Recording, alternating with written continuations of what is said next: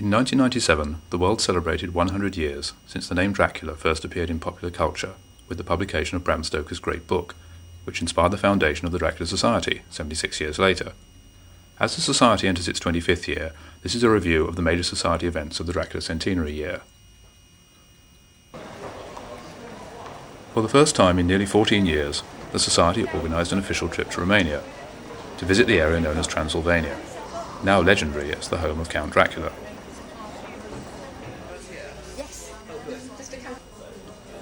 The crack of dawn on the 3rd of May found 21 of us at Heathrow Airport, ready for our great adventure.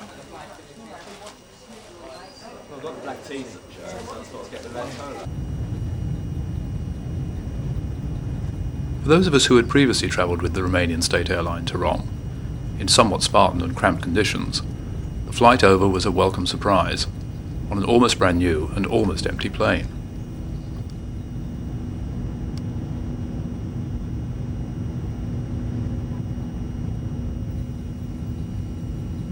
After an extremely smooth and comfortable flight, we arrived at Bucharest, where we were met by our Romanian guide, Paul.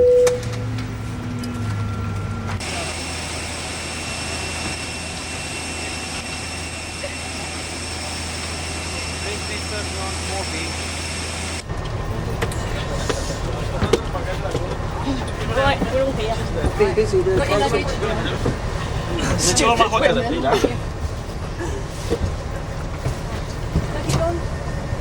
Luggage on? Yes. So, hello and welcome to Romania. This is Bine ați venit in the Romanian language. This time it's officially welcome to Romania because you have successfully passed the border. And I would like to congratulate you for being so fast because usually it takes about 1 hour. Really, believe it or not. So my name is Paul.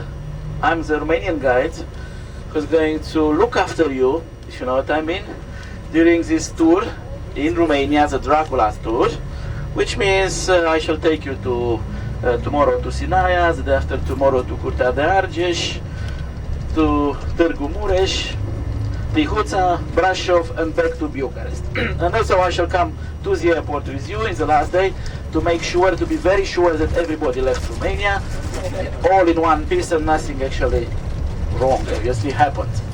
So once again, my name is Paul. This is my Christian name. Actually in Romanian we say Paul, like in German, but for the British we say Paul, it's the same name. My surname, my family name is Vlad, V-L-A-D. That's why I'm doing these Dracula tours, because I say hello to my ancestors. So Paul, Vlad, it's very easy to remember my name, I think. Also this young fellow over here, his name is Robert. He's going to be our driver. So this is a coach we are going to use for the tour around Romania. So Robert, say hello to Robert. Hi, Robert! We toured Bucharest with Paul, including the site of the main events of the Romanian Revolution of 1989, which Paul had experienced firsthand.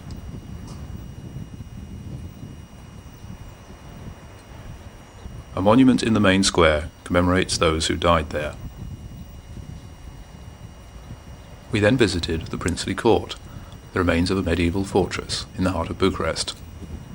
Excuse me. Hello. Eddie. Excuse me. Eddie. Eddie. So the first form of the palace is from the late half of the 13th century. Later on destroyed by the Turks and rebuilt by Vlad the Impaler. Now Vlad the Impaler, he ruled in Wallachia 3 times. Tomorrow I'm going to explain his whole history. But the main one from 1456 till 1462. At that time, Bucharest was not the capital of Wallachia.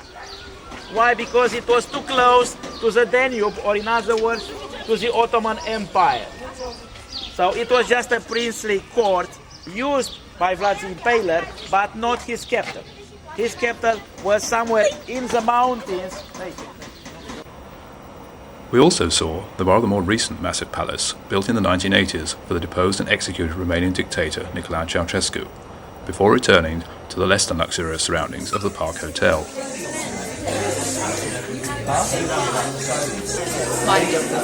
Hi, Jules. I work with you, but you're not a member of the Dracula Society. No, So I'm not. what made you come on this Centenary tour to Romania? Well, it's interesting you should ask that. Because the beer's really cheap. It's great. 50 pence. All right, apart from the beer, come on, you get cheap beer in other European capitals, other countries. So why come to Romania? No, thank you. No, it's not my wife. No. They suit your eyes. No, thank you.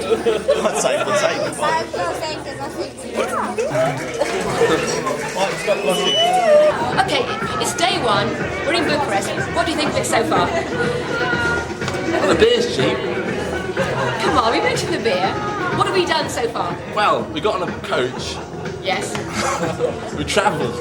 Yeah. And we What saw. have you seen? And we saw a big castle, huge, Yes. 1,000 rooms. Yeah. It's big. Apparently, it's the 8th wonder of the world. Could be, yeah. Our guide, Paul, is wonderful. He lived through the revolution and described it as wonderful. Do you think that's sort of fair enough for a day one? For someone who doesn't really know what to expect, but we're here in Bucharest and we've got the rest of Transylvania and Dracula country still to do, so maybe we should move on to somebody else's experiences in day one. After all, we're still only in Bucharest. Creak chair. Don't want to talk to me anymore. You're lying there rotting in bed. Yes, You're while I'm all up, sorts yeah. of things. While I make sure you're awake as well. You'll make sure you'll jump about and drop things and make noises.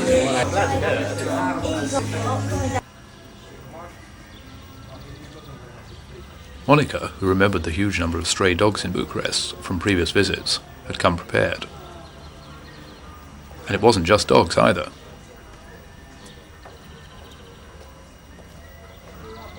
Some offerings were more gratefully received than others.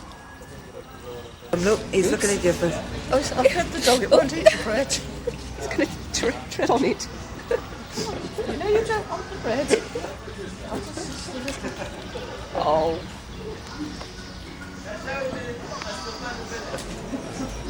Our first full day in Romania was spent at Centenary, the 19th century ski resort, home of Peleș Palace. The weather was glorious, far better than any of us could have hoped for.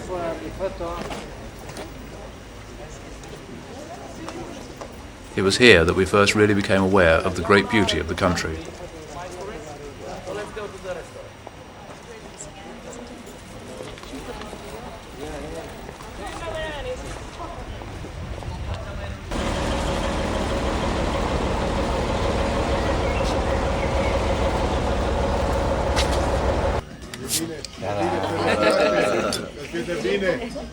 It's in for a really silly reason. The following day, we were finally due to see our first real Dracula-connected site, Bran Castle. Although nothing to do with Dracula itself, of course, it would be the first place we would find the Dracula's souvenirs. Probably we shall spend another 5-10 minutes waiting for Kate. So if anybody wants to buy stamps, just go behind, there is a post office. It's only 5 minutes away from here, yeah? Buy your stamps and we finish with this problem, yeah? So 5-10 minutes, go to buy your stamps. And after that we shall leave to Bran. Because Bran is a small village, maybe they don't have the post office open. It's alright, isn't it?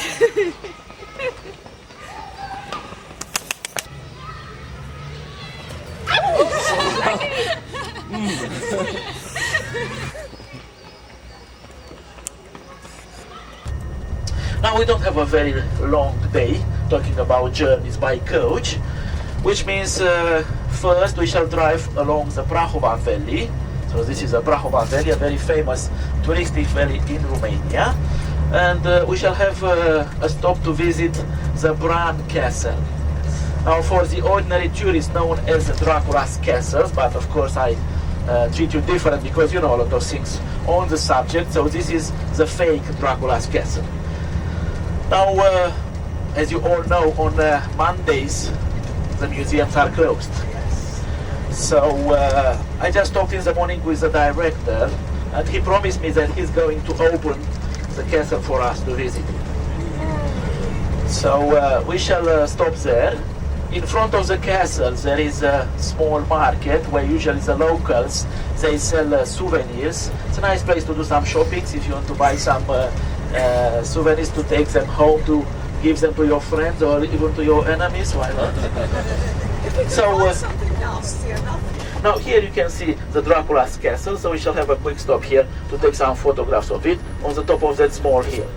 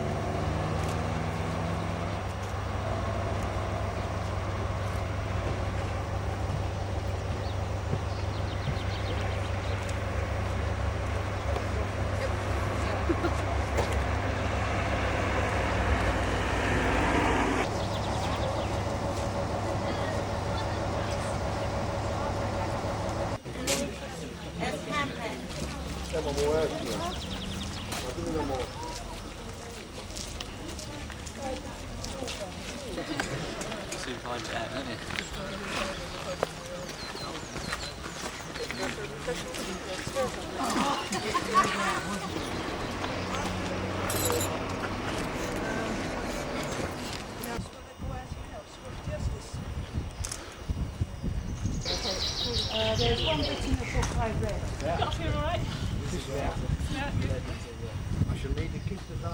Now you are professional, so you'll understand that this is a fake Dracula's castle. Because it didn't belong to Vlad the Impaler, it has nothing to do with Jonathan Harker or his travels through Transylvania. But this is the main reason for this castle to be famous. The castle before. Yeah. You saw it before. When? Last time would be in 83. Yeah. Did you see any furniture? Not much. £300 in London, and now it's worth 6,000. Now we go up to the second floor from the northern side, used by the Romanian royal family as the apartments. We are going to use a secret corridor, which was discovered only in 1920 when they started to renovate, to restore the castle for the Romanian royal family. Now can you guess where the corridor is in the room where we are right now? Yeah, just here behind.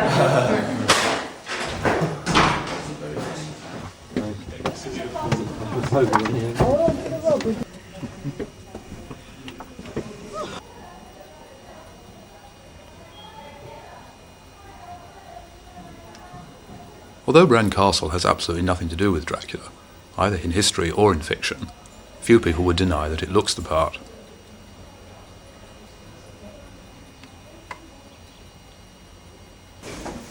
Well, his brother died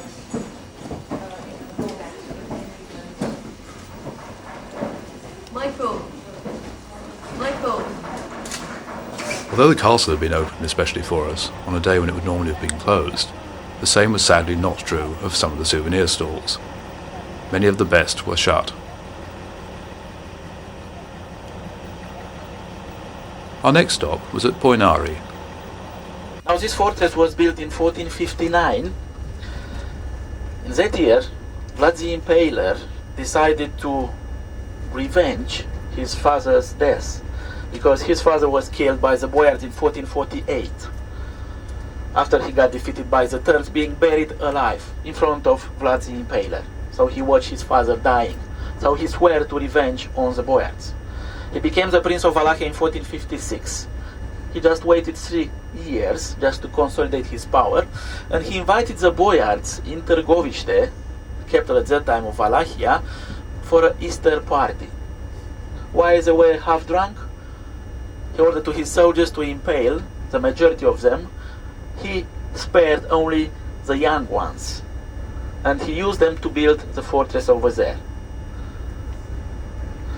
Now, of course, it's not compulsory to go up to the top of the mountain.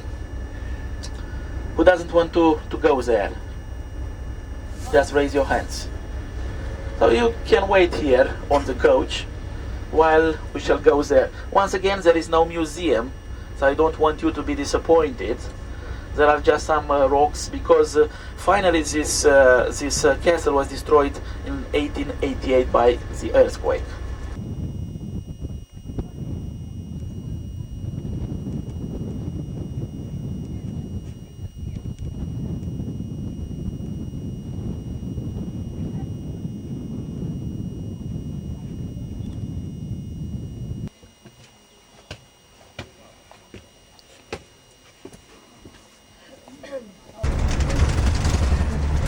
Now, if you remember that small window, it was very windy over there, yeah? You took some photographs in front of that hole, actually, where it used to be the window.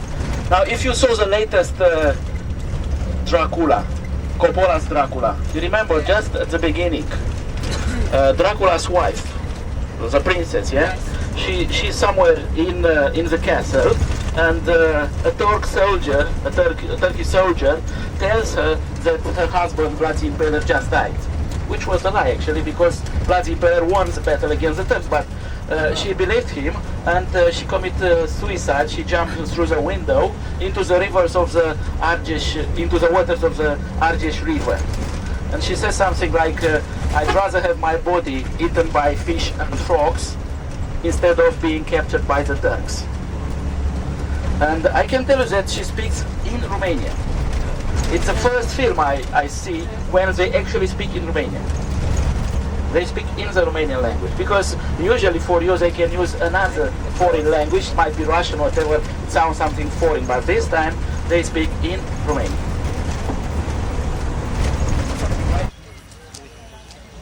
We stayed overnight at Cateaua Argeș, home of one of the most beautiful monasteries in the whole of Romania. According to legend, the architect, Manole, is said to have launched himself from the top of the building. A fountain nearby shows the place at which he is supposed to have come to earth.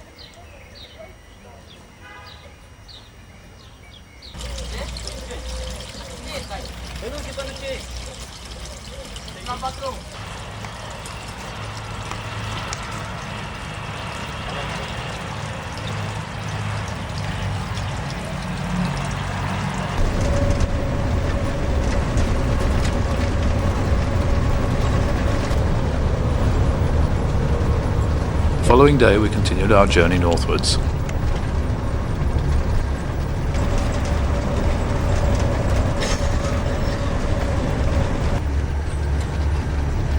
Our next stop was at Făgăraș, to visit one of the many medieval fortresses used by Vlad the Impaler during his reign.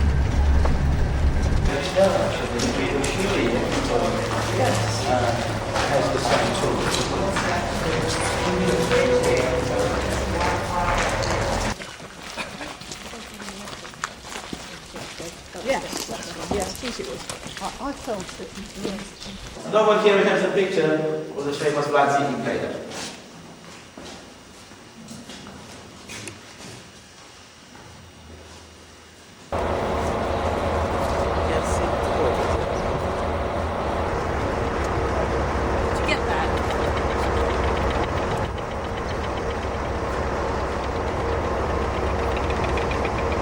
So, ladies and gentlemen, we just arrived in Sighișoara, the second stop in our program today.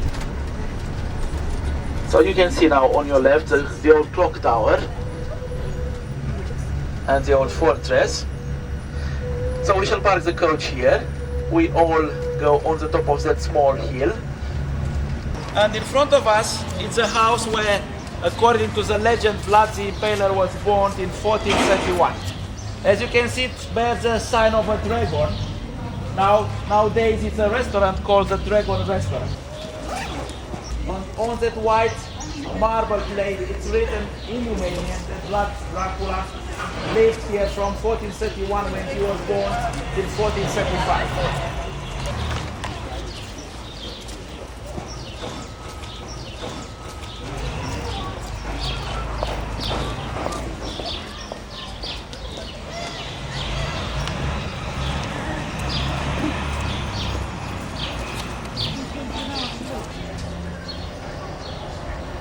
still working out. One person from 50 miles to London.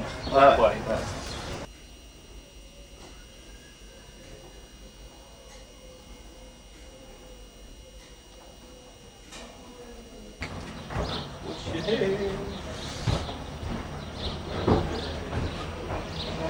So we were trying to hang around for 15 pence. Pretty mean actually for the arts. I mean, precariously go down these stairs, I think.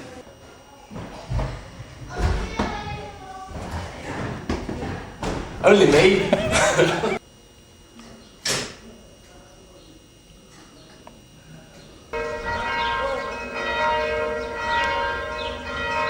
He's not drumming, is he? Oh, there he goes.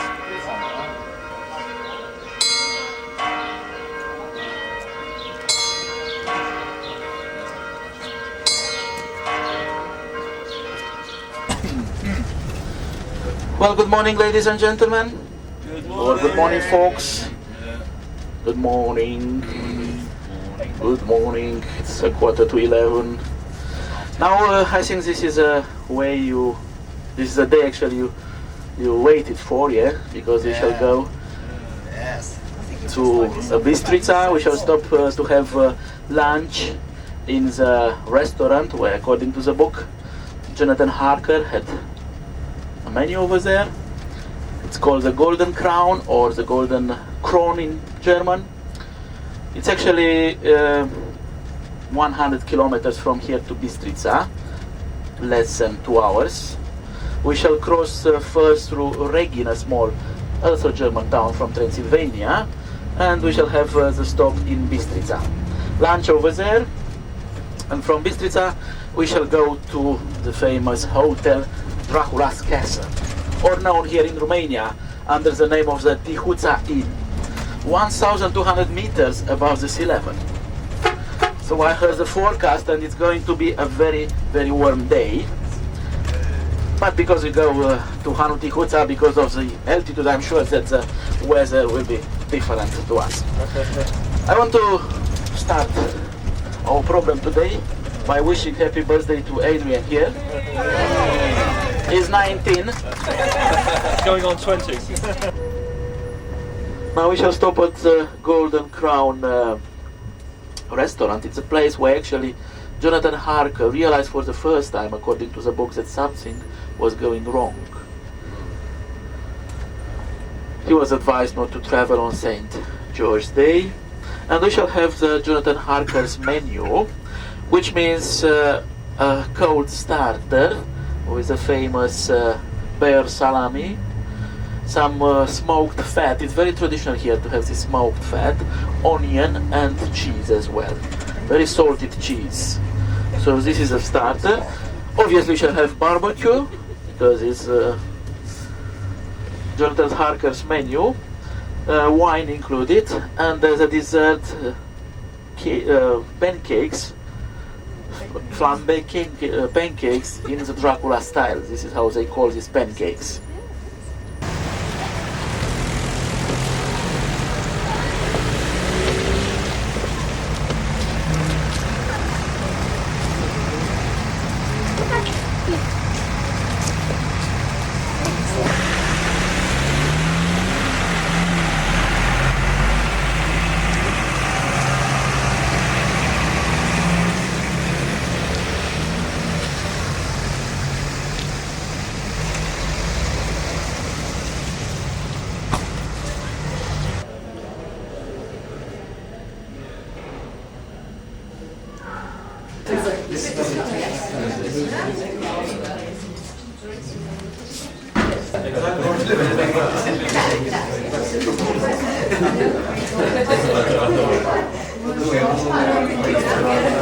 It's actually Romanian vodka flavored with fruit and vegetables.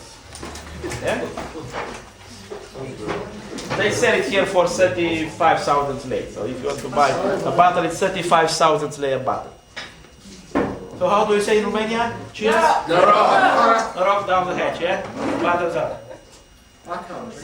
This is a traditional starter from the Jonathan Harker's menu. So this is a pork's fat, smoked pork's fat. It's very traditional to have it here. Onion, bear, salami, and cheese. Of course, for the vegetarians, we get something.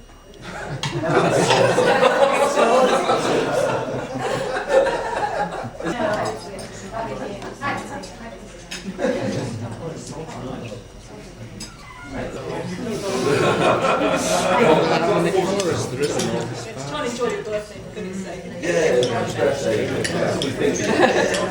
There's a lot today. It's grade 5. Oh, sorry. No enemigo. Vabbè. 9.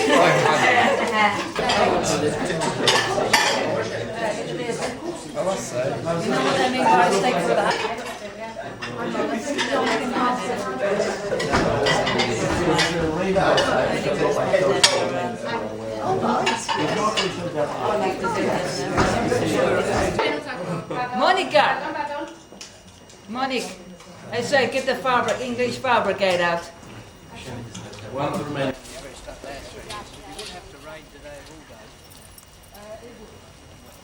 Our meal concluded, we ventured outside into the streets of Bistritza, braving the one inclement day that we had on the whole holiday, in search of what we have always considered to be the original Golden Crown. All you've got to do is walk along, and it should be somewhere up on the left. You know what it looks like, don't you? No. Well, you can't really miss it because it's got iron gates, which will probably be open, and a courtyard. We'll go.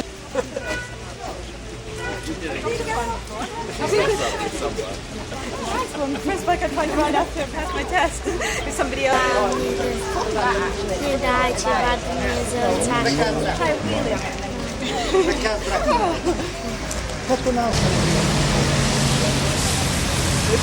It's the circle of washing.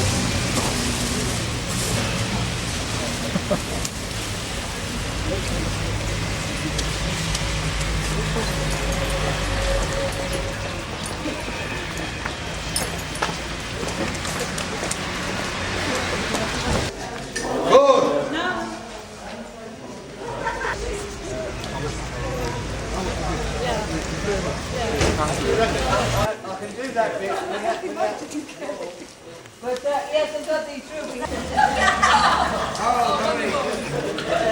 Okay. Do properly. Do properly.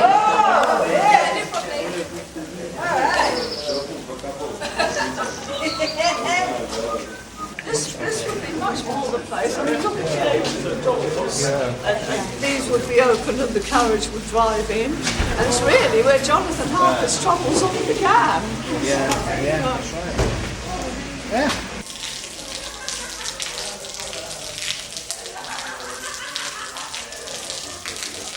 But I can't let you have a signed certificate that is the original Golden Crown. I prefer to believe this is though. We've got all Bernard's hard research. Yeah, work behind it, haven't we? Yes.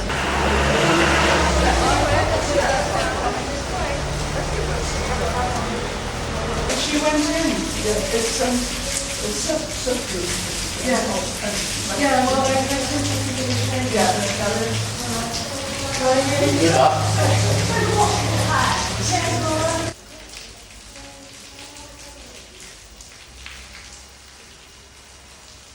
While Monica and Hilda dispensed gifts to some of the local people in Bistritza, Blackie and some of the others were actually finding rather more appropriate locations in the city.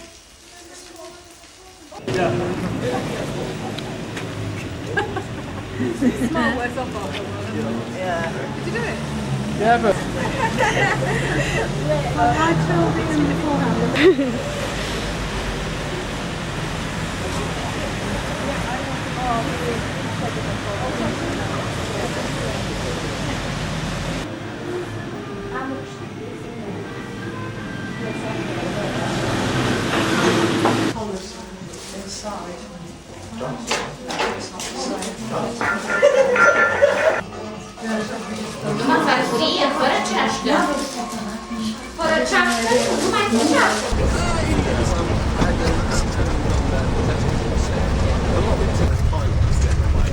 So by the way, tonight we shall organize some bonfires.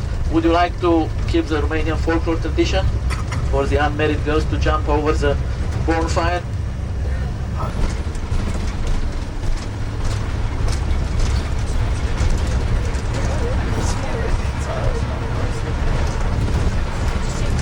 So from here we shall start climbing. On the right you have the Borgo Valley or the Borgo River.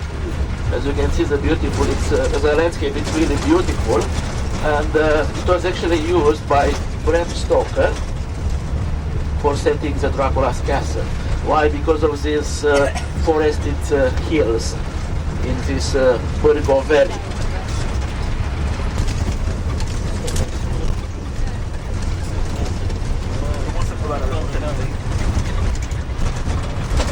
Also, the distance between the houses increased.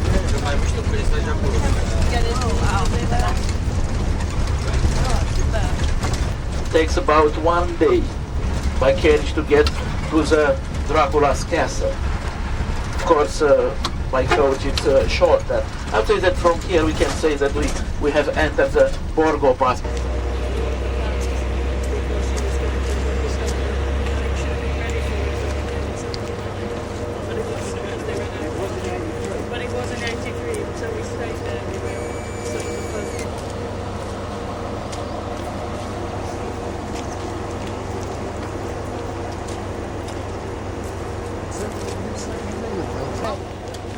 What do you call it then? Prove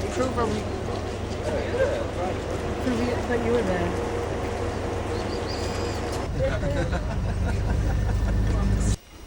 And so at last, the Castle Dracula Hotel. It was obvious immediately, for those of us who had been there in 1983, that the building had seen better days. Nothing, however, diminished the beauty of the Borgo Pass.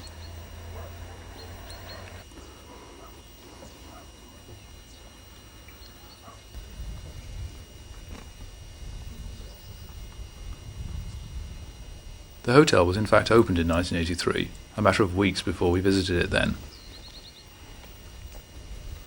It was built as a tourist attraction by the then head of local tourism, Alexandra Masuga.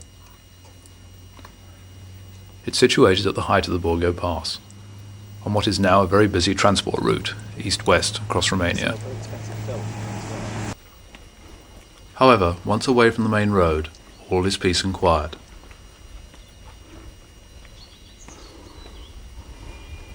A small church stands halfway up a hill, overlooking the hotel.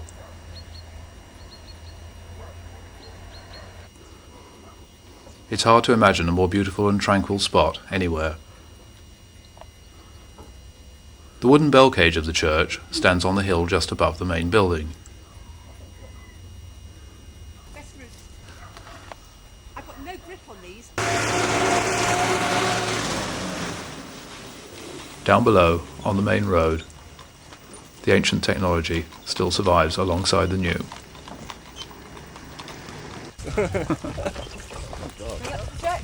Yes, how's the church?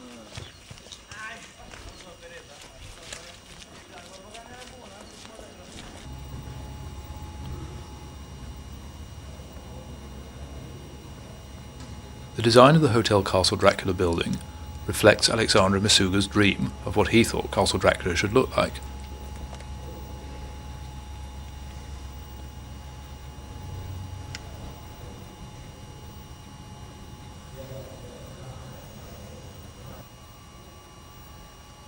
It's certainly unusual, and it was very sad, in fact, to see it in such a state of decay. All thoughts of that were banished, however, as we prepared ourselves for the evening's festivities. Thing, isn't it? Not really.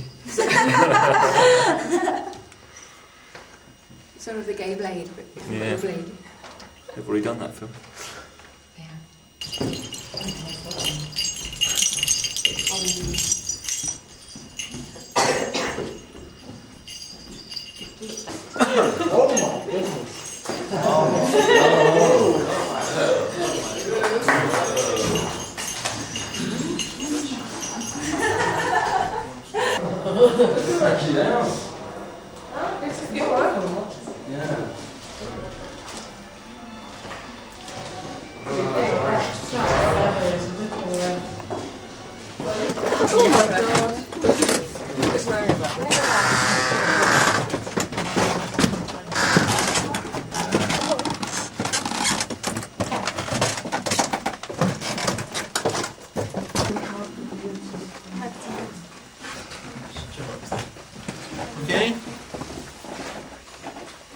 Now this is Dave, our good friend, filming Dracula's coffin. Bread with a candle on the top. This is, the tradition. De ce pun o pâine cu lumânare pentru... And down there you'll find Dracula's spirit as a boy while he was very young. Still, playing with bones and a crown as a child. Este reprezentată caleașca lui Dracula. And of course, all the experience ends with his carriage returning to the castle in the dawn. At the end, he had to come in his coffin, because as we all know, Dracula sleeps during the daytime, yeah? Aici, în acest secret, se află o parte din osemintele lui Dracula, dacă doriți să le vedeți. So, in the coffin, they keep here some of the relics of Dracula, some of his bones. So, if you wish to see them, we just...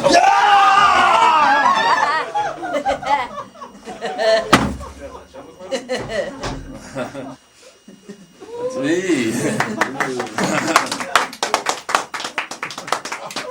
Okay, so we shall go now outside around the bonfire. My word, mates, I would not have seen their backsides for that. So, left, right, yeah? No heart attacks taken place? No more. Yeah.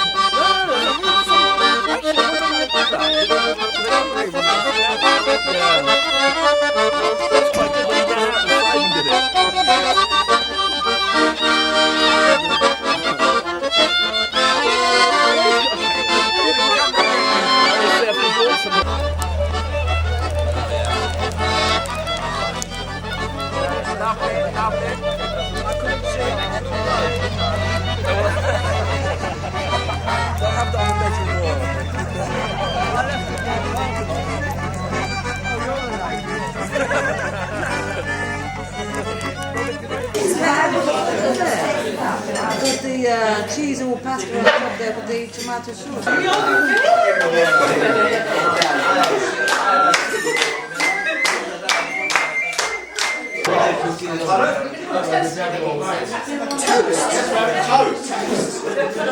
I didn't expect it to come up. Did you? Yes. Oh, you did get a good one. You saw all the video, did you?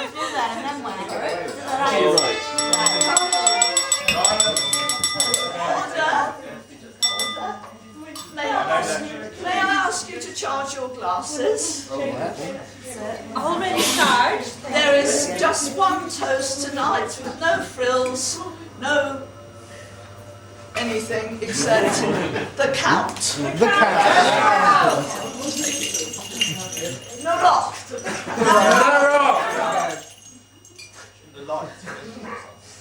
Added to which a few thank yous. Thank you, Paul, for looking after us so well. And thank you, Robert, for all the very safe, if a little fast at times. One more little toast, if you don't mind. Because it's Adrian's birthday, if you'll all raise your glasses, please. And say happy birthday to Adrian. Sorry, 1, 2, 3. Happy birthday to you. Happy birthday to you. Happy birthday, dear Adrian. Happy birthday to you. And Hotel Castle Dracula, and Jonathan Harker on this night was in Castle Dracula, we thought Adrian should experience what Jonathan Harker experienced.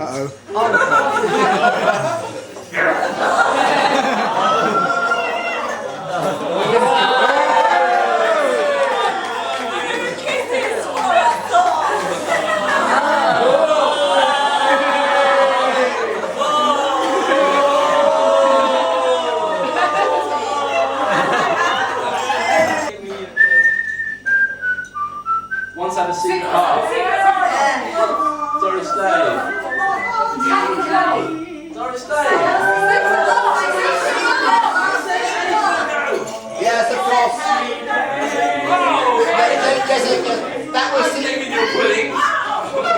That was of course secret love, and I would agree that Doris Day sings it much better than I do. Yeah. It's a Byronic quote from Byron. Oh. Our Father, who art in heaven, stay there. I was alone, I should have known you were temptation. Your smile leading me on, my heart was gone, and you were temptation. Temptation, I'm your slave.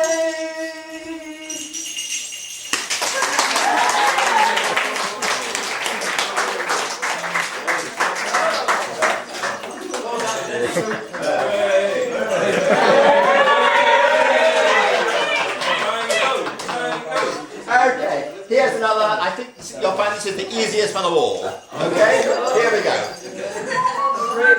There may be trouble there, but what is music and the light and love? Let's take the music and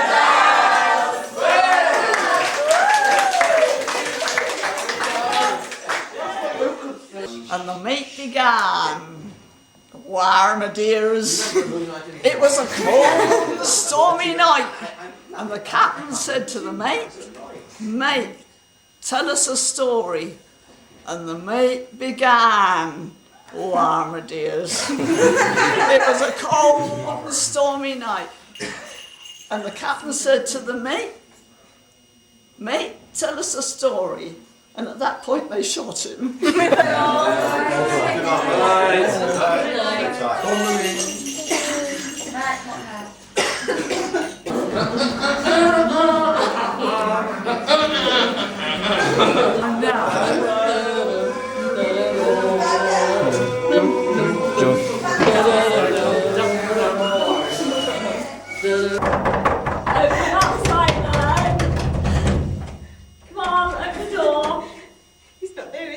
No, I don't think you.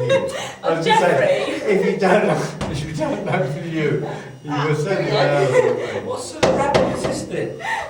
It's what it is. The bag is on either door. Simon's gone for a walk with Hilda. Oh yes, that's right. What's yes. Jeffrey going to do? You have to take him in.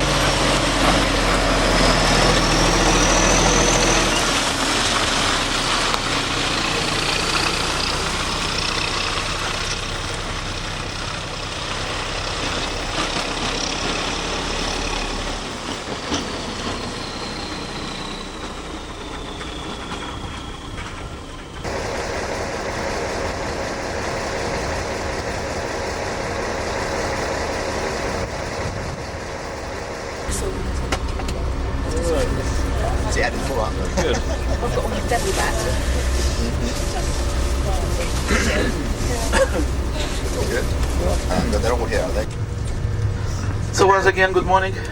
Good morning. Ladies and gentlemen. Good morning, folks. Did you have a good sleep last night? No. Have you all recovered? No. Yes and no? Have you enjoyed the party last night? Yes. I think we have to give a big round of applause to the major star, Eddie, last night.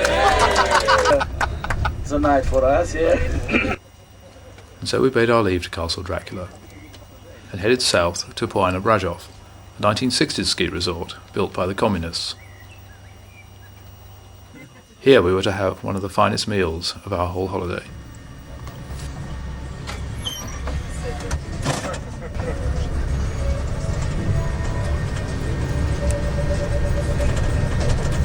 So good evening, ladies and gentlemen. Good evening. How do we say good evening in Romanian? Buona sera, excellent. Buona Very sera. good. Buona sera, like in Italian. Buona sera. So it's not quite a long distance from here to the Outlaws Den, the restaurant where we go, but walking it's at least half an hour. Yes. And you will see that the restaurant is on the top of a small hill. On a weather like this, when the wind is blowing, you'll agree when we get there that it's a better idea to use the coach. Of course, on the way back to the hotel, if you'd like to walk, no problem, just let me know, not to wait for you. But if you want to walk the way back, this is up to you.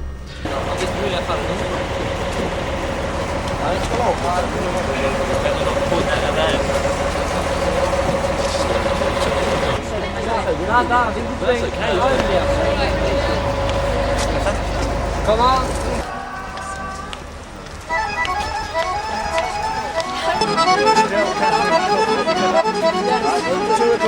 Life of money! Life of money!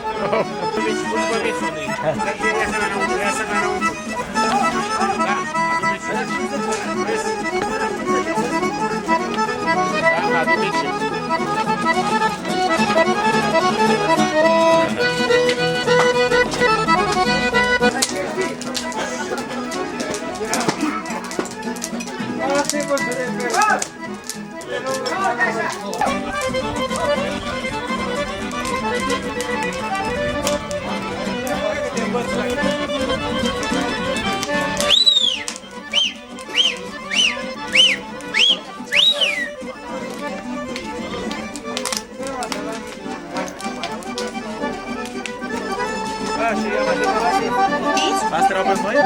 Nu! Ne-a fi ori aici le-a trimis. Am înțeles. Ne-am plecat. Especially for Dave.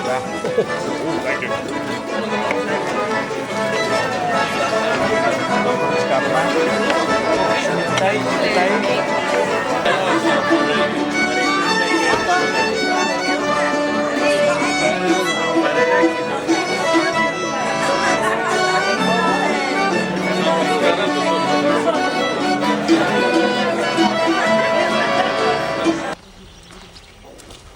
And so dawned our last full day in Romania.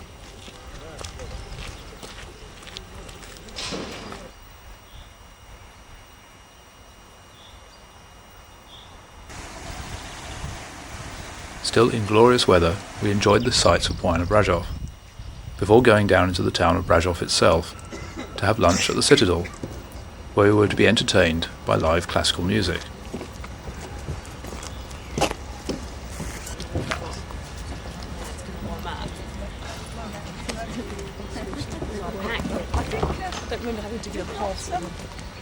Firstly, however, we had to get in, and only the correct password would do.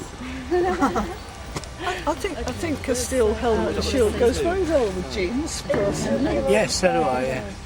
They got the perfect. Aurora! Dracula! Yay!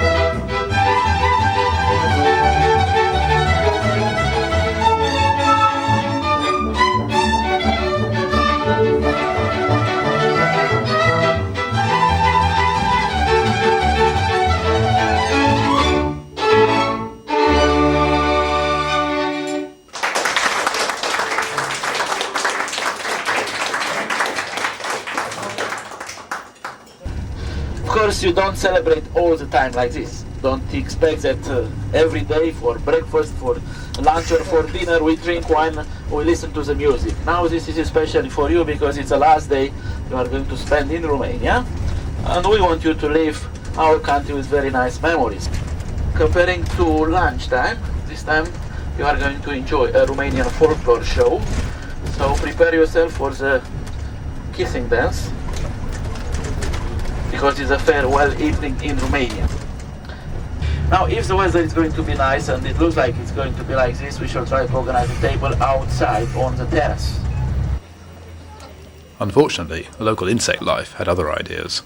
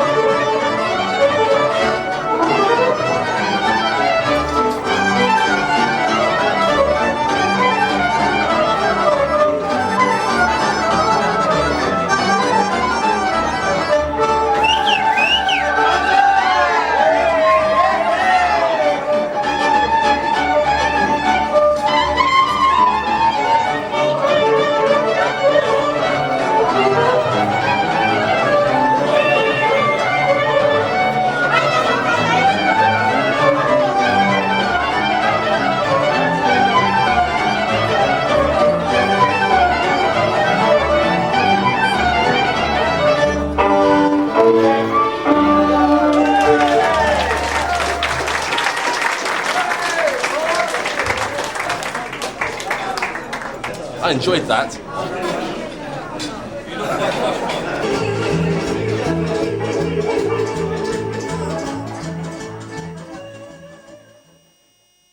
Oh, hi Blackie, remember me?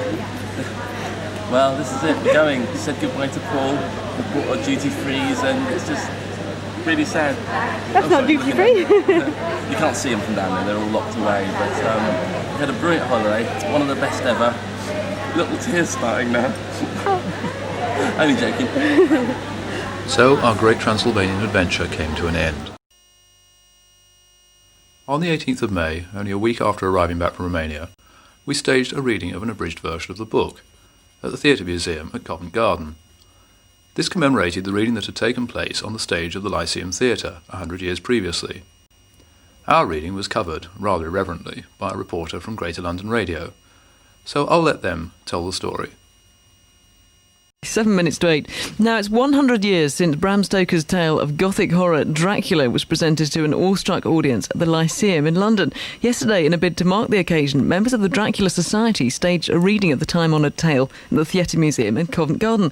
GLR's very goth Grant Pollard got into the spirit of things with this extract from the little-known GLR journals. Journal of G. Pollard, May 1997. My dearest darling Squidgy Pumpkin, 5 long minutes have passed since leaving you in Romford to embark on this perilous journalistic mission. Hello, my name's Catherine Haynes. I'm from the Dracula Society. Today we're doing a reading of an abridged version of Dracula to celebrate the 100 years. And it's actually 100 years ago, on the 18th of May 1897, that Dracula was first staged.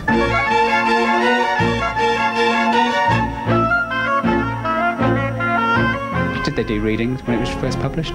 Well, the reading was on the 18th of May 1897, and that was just to establish Stoker's copyright. So it was an abridged version, so it lasted about 4 hours, which hopefully ours will today. And the book was published shortly afterwards. Some people seem to think it was published in May, but a recent book seems to think it was published in June. But it was shortly after the reading that it was actually published. 4 hours is a long time to sit through a reading. You might have to be undead to survive it.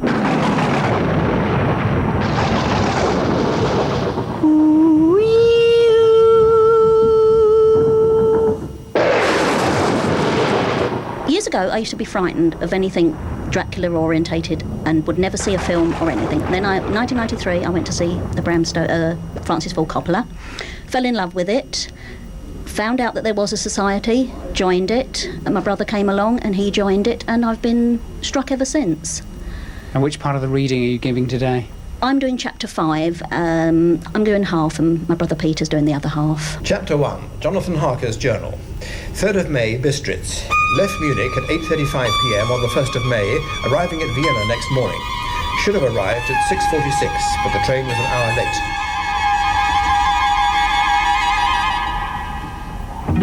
late. Journal of G. Pollard, May 2004. My dearest Fluffy Nutkin.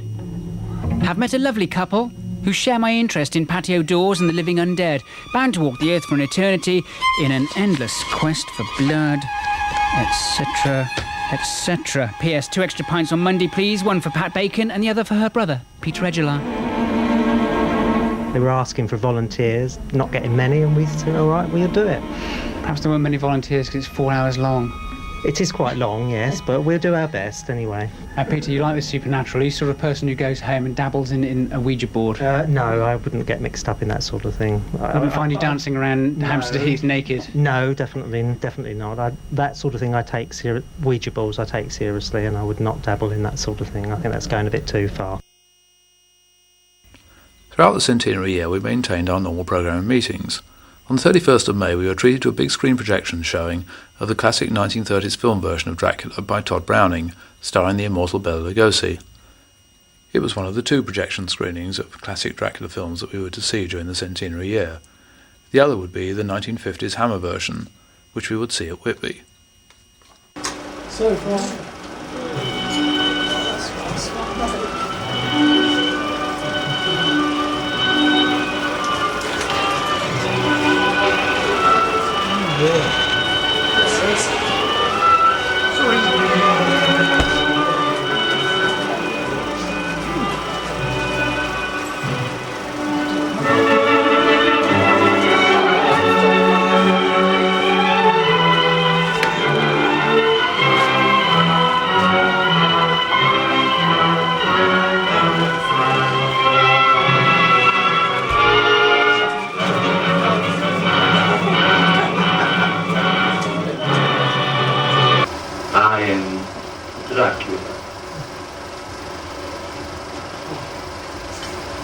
It's really good to see you. I don't know what happened to the driver and my luggage and with all this, I thought I was in the wrong place. I bid you well.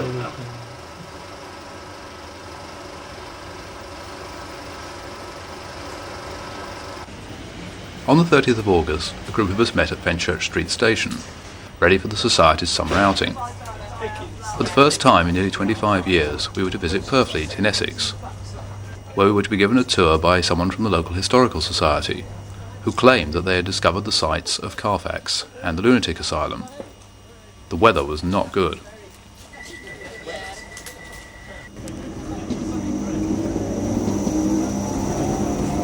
Weather is quite dismal. Smile for the camera. Welcome to Purfleet and Thurrock. I'm not sure if any of you have ever been to Thurrock before. Ever been to Lakeside Shopping Centre before? That surprised me. Usually somebody has. That's only a couple of miles from the Lakeside Shopping Centre. Get about 100,000 visitors every day there. And one of our jobs, I work for the local museum service, is to try and encourage people to come and discover Thurrock and all the various sort of historical angles. And what's really nice is, of course, the Dracula theme, which we picked up. It's a theme that's well known locally in the village of Purfleet, but for confusing reasons.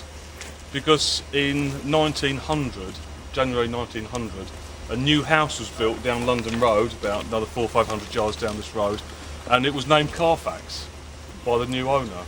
But clearly that's 3 years after the publishing of the book. But nevertheless, local folklore has always pointed to that and said, oh, that's the Carfax in the book. Well, we can disprove that by simply looking up the lease, which we have done, and see that the new freehold was issued in January 1900. Obviously with the May Centenary we were aware of that, and we thought that we ought to do something about it, and we have in fact produced a local exhibition about the Dracula story.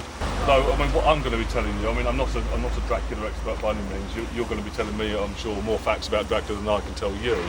But we have superficially looked at the extracts in the book with the references to Purfleet and the incidents that go on both at Carfax and at the lunatic asylum. We've tried to identify buildings and landscapes which may relate to the period of 1890 in Purfleet. We're going to be walking down this road looking at Purfleet House, which is this property here, really large, substantial property compared to all the other very small semi-detached or terraced housing. The Royal Hotel, which features really in the sense of, I think that's why Bram Stoker may have come here, to use the facilities there for the day out. We can look at the chapel or church which is set behind. This is the Chapel of Ease of Purfleet House, built by Samuel Whitbread in 1791. We have to go up the road and up to a high point to look back down at that, because this is now all industrial estates and privately owned. Can't get access. And then we'll be looking at aspects of the military buildings, particularly the site of the governor's residence, which is the only large residence other than Purfleet House, and a whole series of high brick walls which go around the outer perimeter of the garrison. We're now at the site of Purfleet House, which I showed you on the map, right in the middle of the village. It's quite a substantial building, built in 1791 by Samuel Whitbread, and we know in 1920, when it was sold by the Whitbread estate, it consisted of something like 26 rooms, several outbuildings, a pleasure garden, and of course a chapel. Now the chapel is set about 100 yards north of the house site. The house was situated roughly, I mean it's a very substantial house, it sat in between the present two buildings at least. It seems a pretty remarkable association with the Dracula story that Purfleet House is in fact Carfax, and the chapel tends to tie that in. There are other references about the landscape around Carfax House. I think it refers to sort of wooded areas. As you can see, very predominantly wooded down there below. So where's the site of the chapel? The site of the chapel is literally this. What looks like a house now is the chapel. Oh, is it? Oh, right. Yeah. It's been modified. The chapel was first of all as his Chapel of Ease, and then later on it became a school, and there are two other bungalows just to the south of there, which you can't see in the trees. Can't think of the name of the lunatic. Renfield. Yes. Renfield, yeah, right, yeah. Who twice he escapes, I think, and the first time he's caught in the avenue of the property, and the second time he escapes and he vaults over this huge brick wall, and Dr. Seawood says that he couldn't actually follow him, he had to get a ladder or something to climb over behind him, but he says he vaults over the wall into the estate of Carfax. It seems to me that this security wall of the military establishment, this is the outer wall, could well be something that Bram Stoker had seen if he visited the area.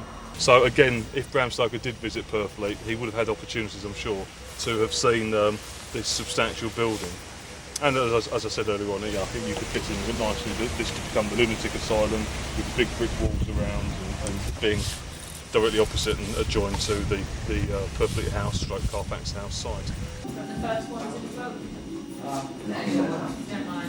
A bit of Dracula history, so this is the gate from the house that was built about 3 years after the Dracula story.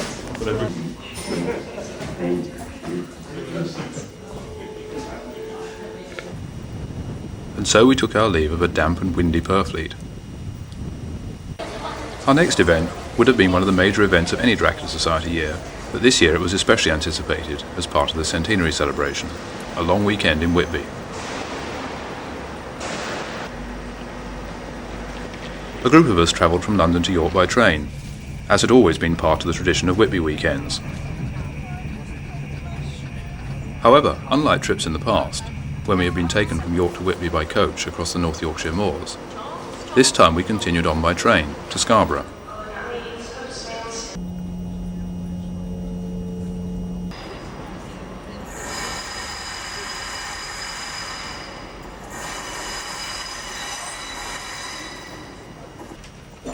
We were met at Scarborough Station by Monica Whiteman, who had travelled up the previous day.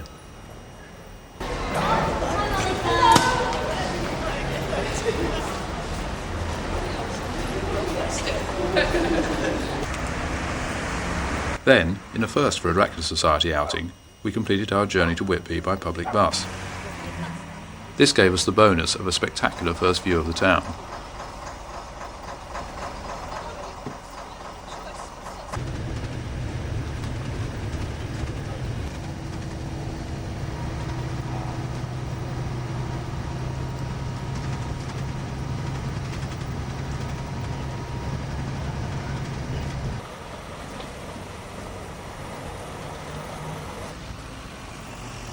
The weather was glorious when we arrived at the town, and we all hoped it would remain so. Most of us were staying at the White Horse and Griffin Hotel. It was the first time that we had ever stayed on that side of the river, right in the main high street of the old town.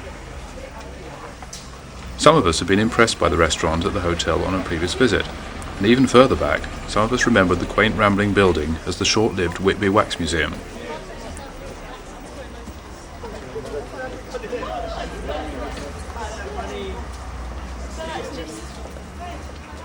A few of us stayed at the Shepherd's Purse Hotel, only a few doors away.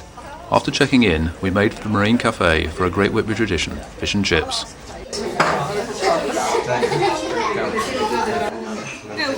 Elmina will intone it for you.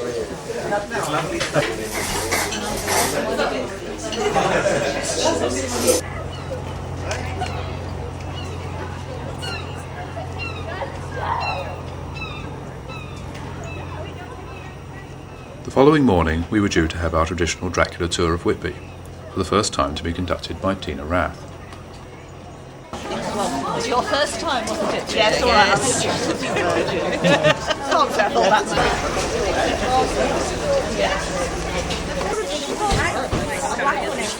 Oh, it's 23 minutes past. Oh, we're off, are we?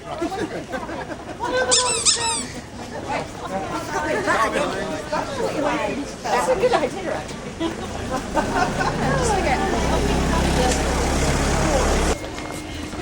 Well, no, somebody would do one. Come on with a chamber.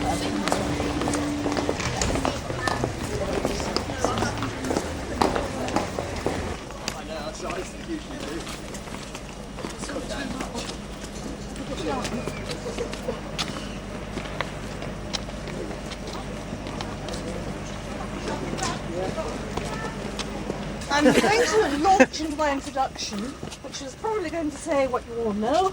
Nevertheless, I'm going to do it. Right. Can the lobster do it? No, the lobster. He says he doesn't want to. It's great, the sun sounds favourite. Yes. Now, Bram Stoker was born in Dublin in 1847. His father was a civil servant, and after that is Bram, graduated from Trinity College in 1870, he followed in his father's footsteps and went into the Irish Civil Service as an inspector of petty sessions.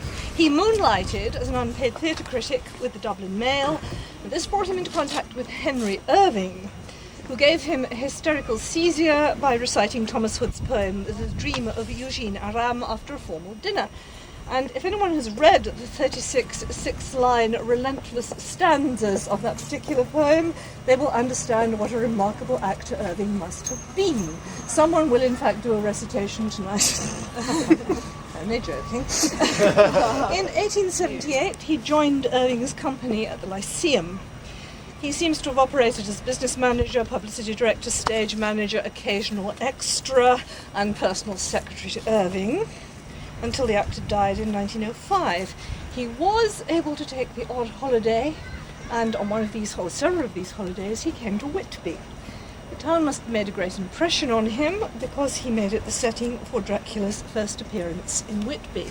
We will now walk round the corner and look at one of the seats, which might have been the seat that Lucy and Mina sat on if they had existed. Well, they did.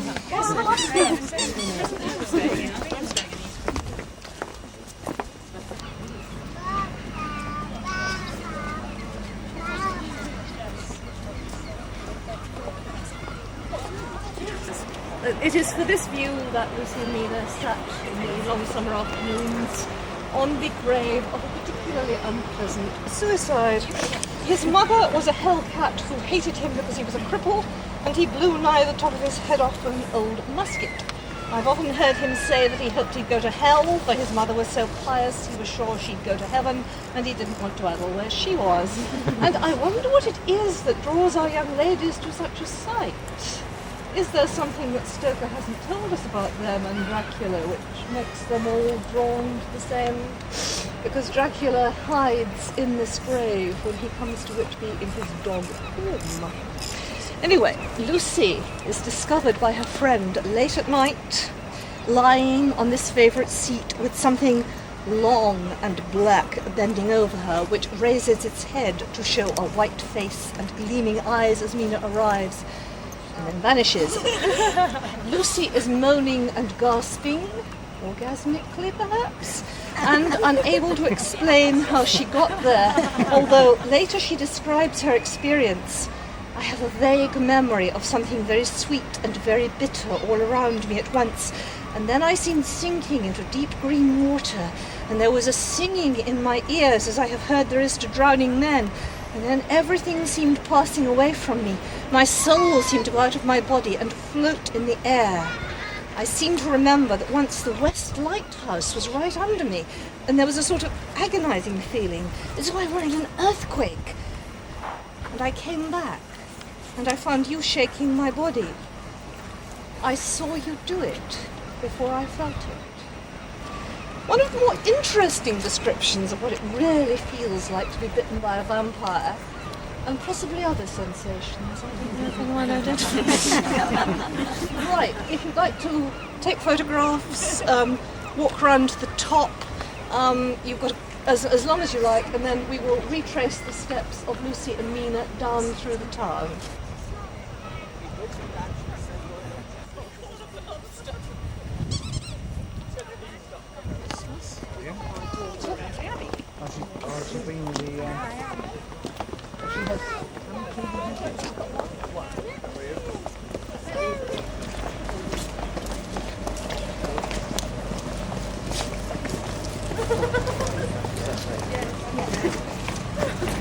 Very important.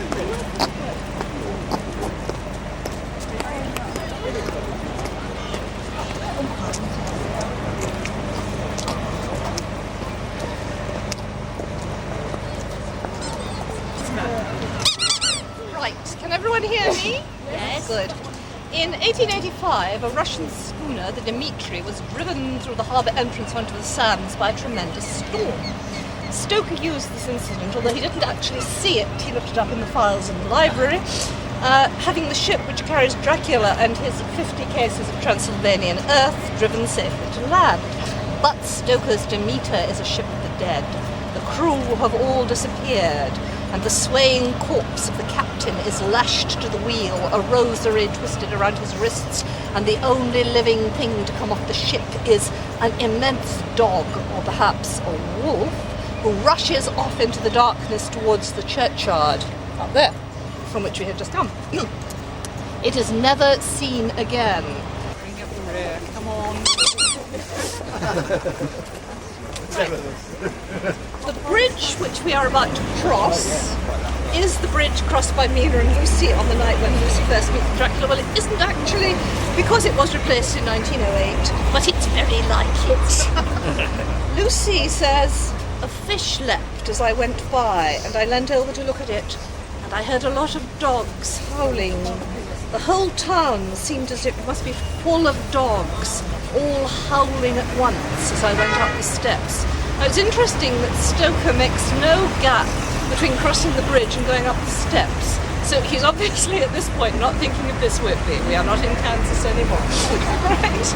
We are now going to cross the bridge, after which I will attempt to find the North Crescent where we think that Stoker set Lucy and Mina's lodgings. If anyone wishes to return later, and I have got 20 places booked, so I You hope have? there will be people. This is for 3 o'clock, is it? 3 o'clock here. And we've got a 50p discount.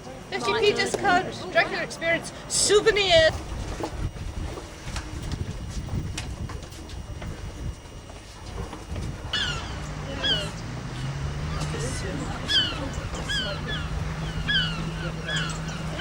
Carefully, and if we get run over, be sure to video it. Yes, for evidence. Right.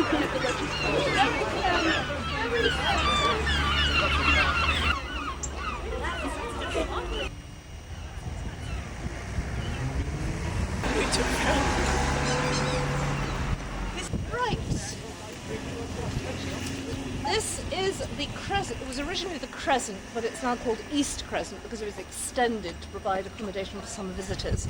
Now, for reasons that I wot not of, number 4 has been identified as the actual place where Lucy's mum took rooms and Lucy and Mina stayed. Now, shortly we're going to go and have a look at the seat which the Dracula Society have a plaque. Now, if you look over to the churchyard, you will see it is utterly impossible to see anything, still less a relatively small woman in a nightdress.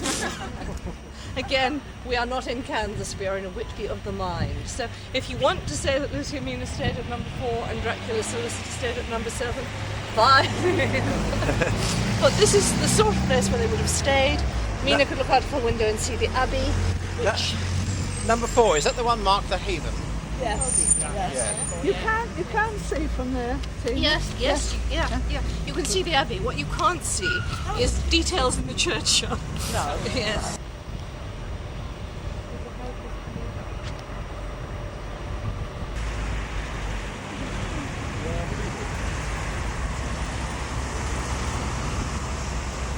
We'll have to explain on part of them, Dracula.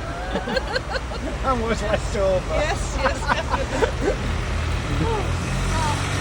Ladies and gentlemen, look over there and tell me how much Mina could have seen on a dark night with the occasional glimpse of the moon.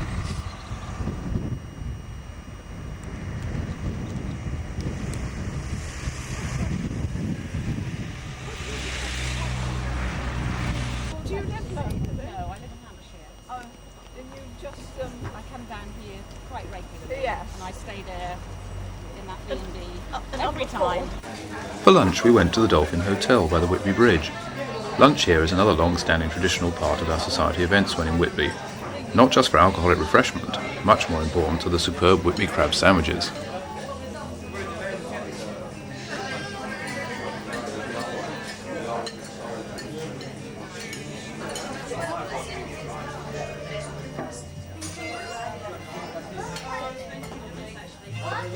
It was all too much for some members of the party.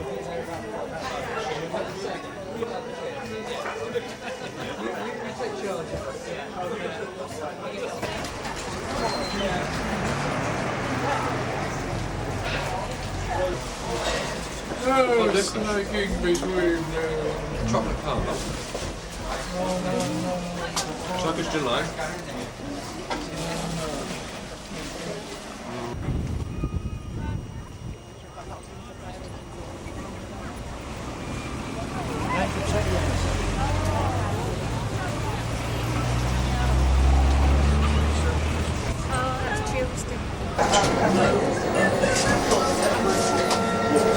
Excuse me, I'm going to get something like 20 pence. You better break it.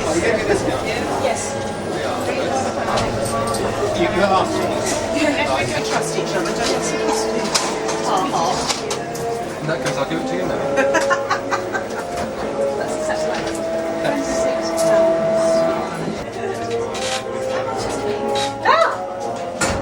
Smells guilty.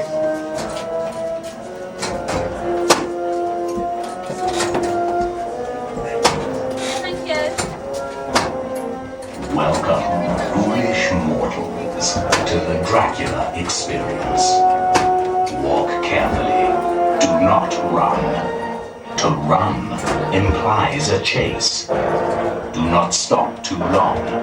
That may imply the chase is over. Touch nothing. Touch nobody in here. And nothing will touch you. Much of the Dracula story takes place here in Whitby. But first, Transylvania. Welcome, foolish mortals, to the Dracula experience.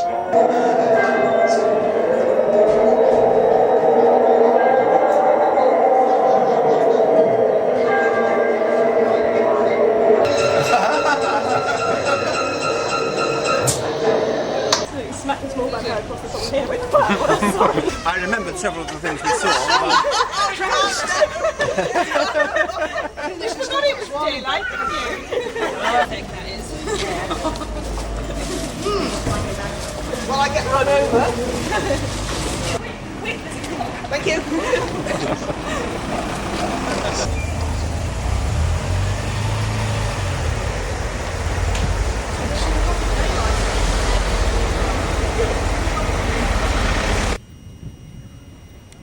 Later that evening, after some time to drink in the atmosphere of the town, we were to be treated to our second projection screening of the year of a classic film version of Dracula. This time it was to be the original 1950s Hammer production, starring Peter Cushing and Christopher Lee, courtesy of Des Bradley.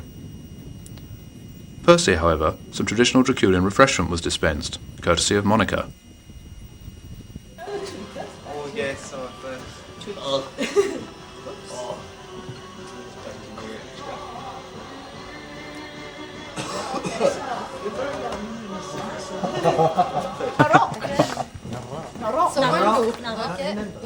Yes, I did.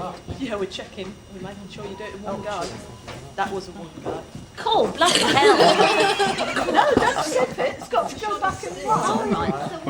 That's a big stick that you haven't seen yet. You're telling me that cool, I've bloody got no hell. glasses, like one of my glasses to see. Oh, well, just imagine a fish, a big one. Oh, flip it out.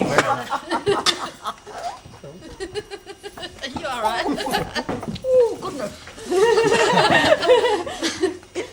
You'll lose some glitter. God, promise. After that, you will. Definitely. You got some glitter on the evening. I don't remember Or the that. night wash or something. No, I don't remember that. But we're having our supper late tonight, aren't we? 8 or 8:30. 9 o'clock. Oh, it says here 8:30. Yeah, we can get it. Oh, is that right? But that's back in our hotel, isn't it? Yeah, it's 9 o'clock, good lord. yeah, we had the choice of something like 6 or 9. Let's be still up. It's hard to get.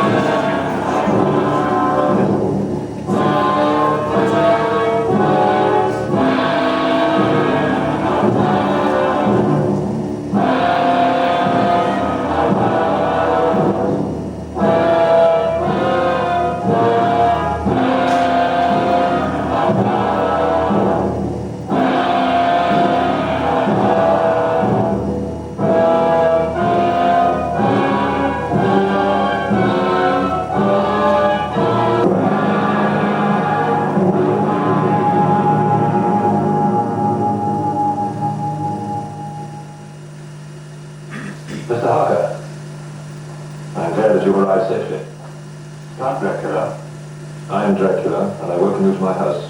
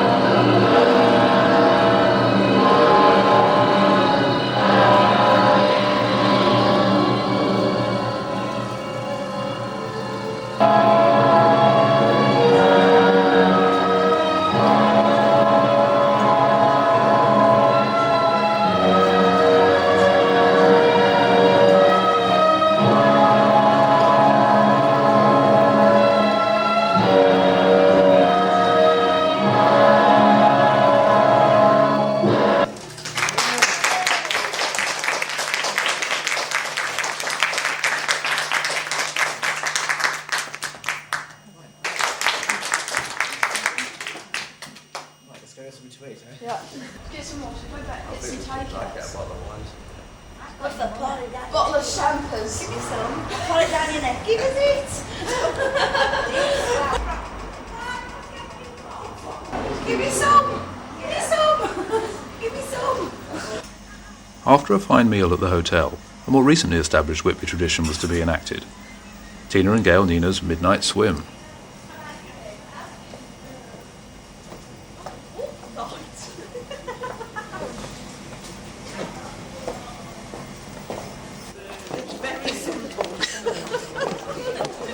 Don't do that, young man. It's not polite. I'm not sure whether Tina and Gail Nina had ever done the swim with such a large group of spectators present. Despite a nearly full moon that evening, on the beach by Tate Hill Pier not much could be seen with a video camera. Nevertheless, photographs revealed that the waters were indeed braved. Where's Tina? Is she down there? Where is Tina? Tina! Come on in! Come on, Tina! Yeah. Don't disappoint.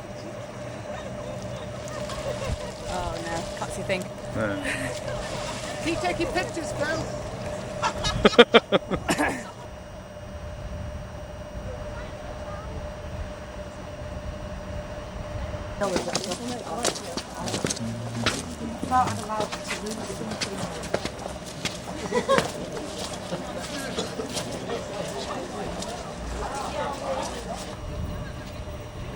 The following morning at 10 o'clock, most of us were grouped together ready to actually enact a part of the Dracula story, retracing the steps of Lucy and Mina on their walk from Whitby to Robin Hood's Bay.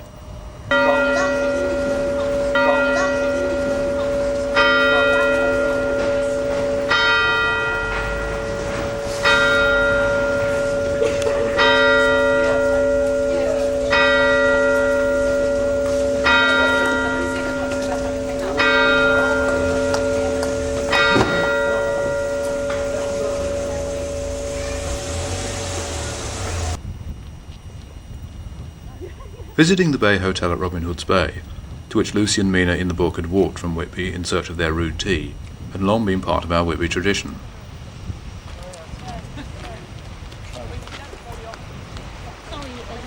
However, apart from myself and Hilda Birchall, completing the walk a few years previously, no one other than Hilda alone in previous years had ever actually done the walk.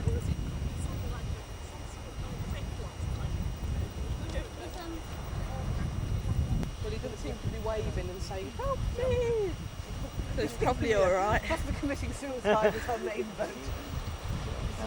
Yes. Yeah. It's the captain. The views were spectacular, and the weather so good that everyone was glad that they had made the 8-mile trek on this occasion. The weather in the area is at very least notorious for high winds, and to have not taken the opportunity to do the walk in such perfect conditions would have been very foolish. You'll see what we're doing in a minute.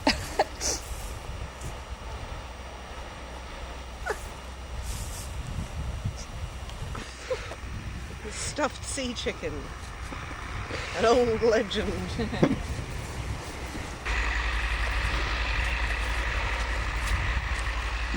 How are you coping there? No trouble. Don't much like the bits going up. No. Apart from that, I'm sorry.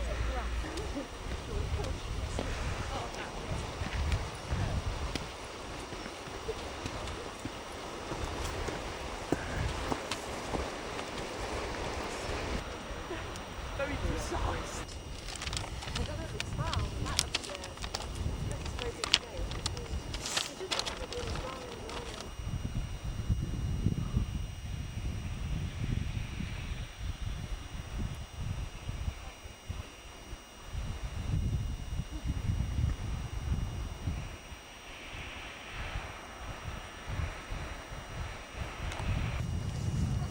Oh, come on. Leave the sheep alone. Shitty hell. That worries them.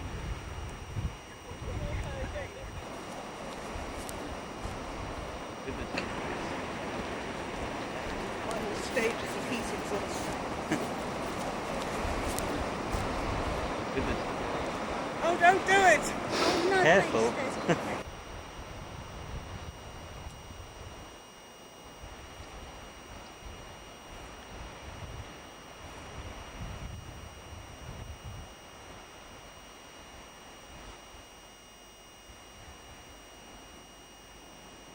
Despite our enjoyment of the walk and the wonderful weather, it was a welcome relief to get our first glimpse of the village from high up on the cliff top.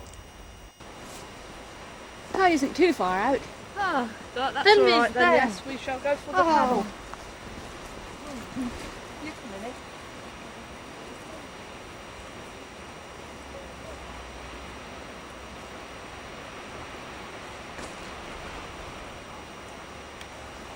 It's a feasibility.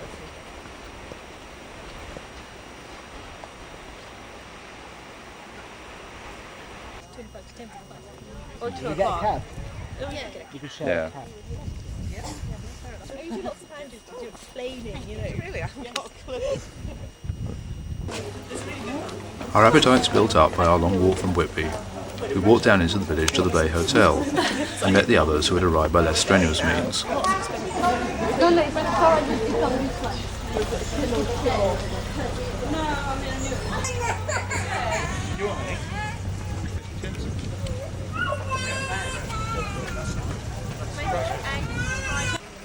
We ate our rather late lunch in the same room that Lucy and Mina would have sat in to eat their tea, overlooking the bay.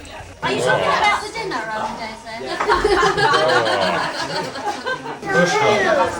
Yeah. Oh, yes.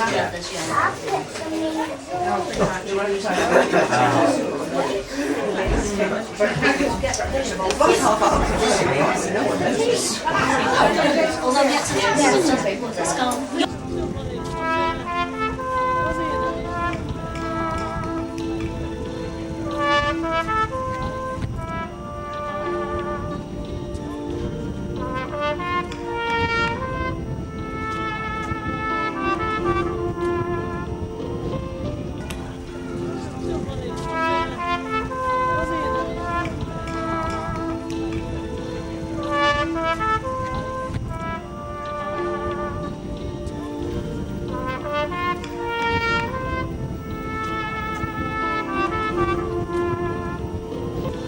And so we took our leave of Robin Hood's Bay. That evening, our last in Whitby, we were given a talk on Mary Shelley and Frankenstein by Tina Rath.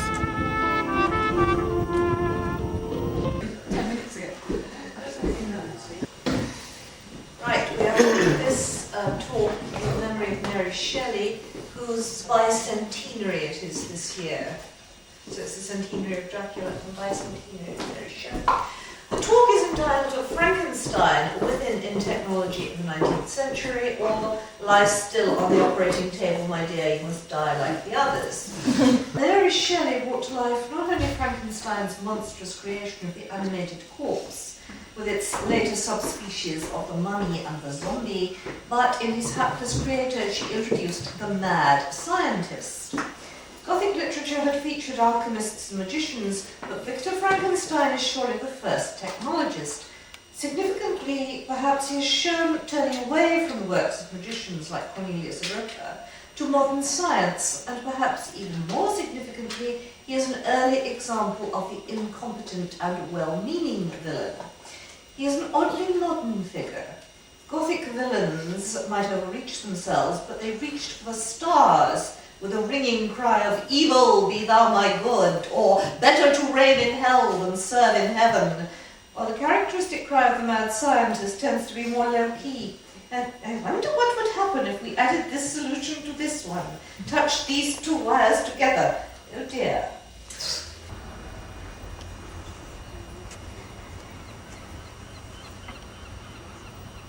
And so we bade farewell to Whitby. Although many of us had been to the town many times before, I'm sure we were all agreed that this was one of the best times that we had ever spent there. Certainly the weather was the best that anybody could remember ever having experienced in Whitby.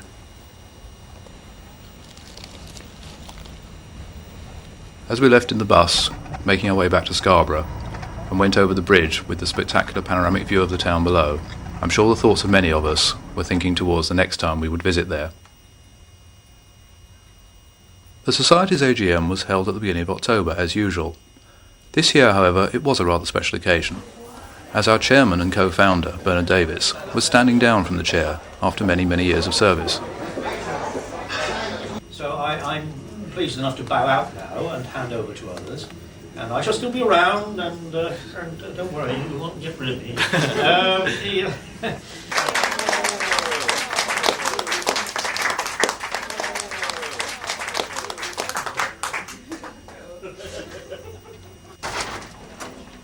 After the AGM, our next event of 1997 was our Centenary Bram Stoker birthday dinner, which we were fortunate to be able to hold at the GHQ Club in Gower Street, actually on the 8th of November, the 150th anniversary of Stoker's birth. By a happy coincidence, the Burger King chain were running a promotion at the time, based on Universal's Monsters of the Movies, and this enabled us to give every dinner goer an appropriate souvenir of the occasion.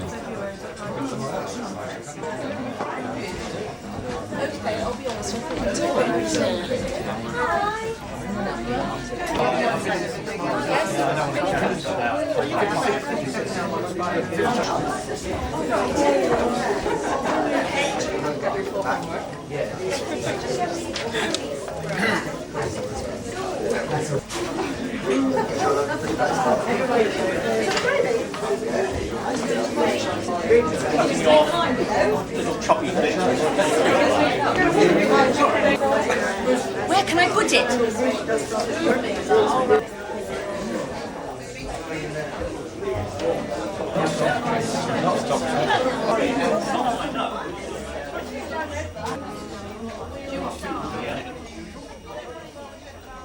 Our guest of honour was writer and broadcaster Christopher Frayling.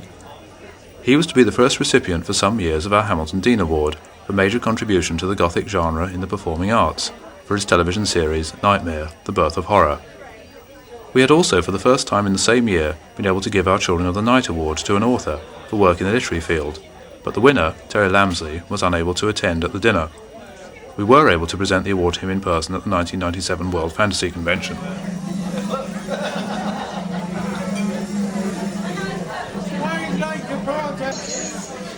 All our usual festivities took place at the dinner. The Centenary quiz was run by Christopher Frayling, who therefore had two presentations to him that evening.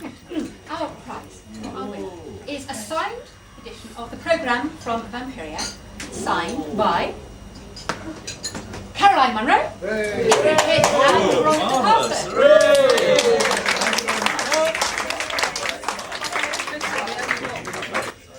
The caption competition was won by Alistair MacDonald. Then came our main award presentation of the evening, the Hamilton Dean Award, to Christopher Frayling. He's here tonight because he has won, at long last, our celebrated but sleeping Hamilton Dean Award for the excellent series Nightmare, The Birth of Horror.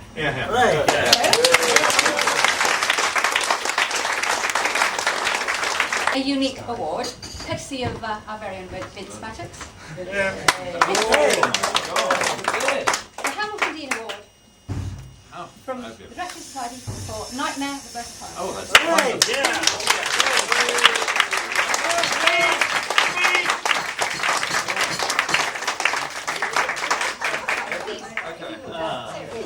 Yes. There's one more very special toast to make this evening, and I'm sure you will know what it is, because it's Centenary year, a year of anniversaries. We obviously have to toast Bram Stoker for his achievement for the creation of Dracula. And there's only one person who really can make that toast tonight, and it is, of course, Bernard Davies. So, I'd like to ask Bernard to make the toast to Bram Stoker and to Dracula, and the Society would like to make a gift to you.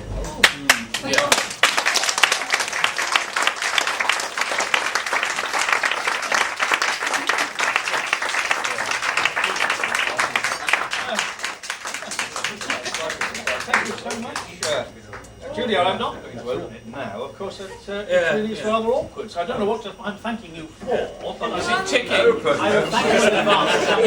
I'm quite sure you'll chosen as a gift. Thank you so much. I think you should open it.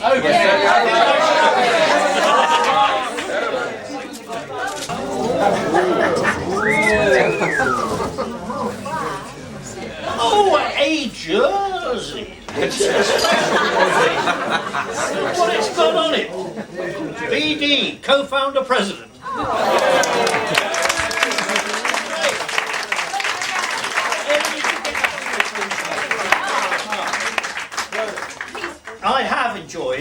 my 24 years, helping to run the society which I helped to found all those years ago. How long was it?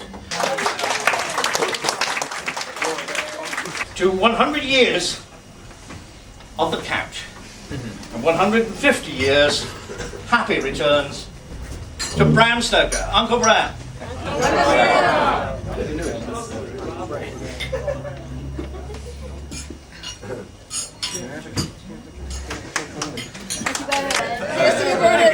Thank you very much for the last 24 years. Cheers.